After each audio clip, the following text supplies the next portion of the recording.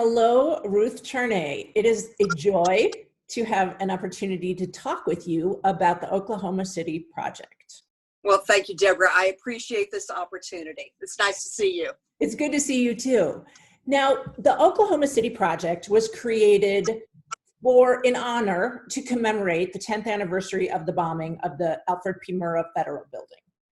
Correct. So, and that was, the event was 1995. So then you created the event in 2015? No, 2005. 2005.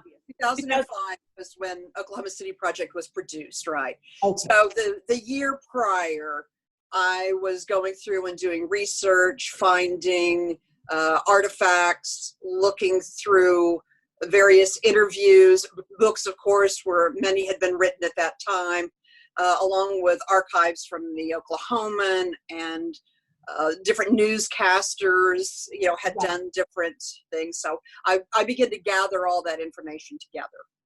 Okay, now my first question is, what drew you to create this project? Being in Oklahoma at the time, like everyone, you want to do something. Yes. My skill set didn't allow me to run into a collapsing building. I wasn't on the front lines being able to help people with medical needs and the millions of things. I couldn't go in with my construction equipment and help. There was nothing there that I could do. I began to put together the story through the actual words of victims, of the firefighters, the rescuers, of the newscasters, people who were there at the time, to try and create within an hour a memory photo of what had happened at that time, some of the emotions we all went through. Now I notice, and I know this is very purposeful, but I want to ask you about the fact that you do not mention anything about the perpetrator, which That's I right. applaud you for. Thank And you. I would love to have you just tell me a little bit about how you came to that decision. Where, why did you make that choice? I wanted it to be about the people who were affected and their honest reactions to the events at the time. It's not meant to be, when I say that I want it to be truthful and accurate, it is in their responses. But at the same time, this is not every detail you could ever want to know about the history of the events of the Murrah bombing. It's about the people of Oklahoma City, what happened to them, how they felt about it, their confusion, their sadness. But like I say, I don't think that part's important. I don't want to shine any light on that at all. Do you think that people today can still remember that horrible sinking moment? Or do you think we've all just become jaded and this is sort of the new normal?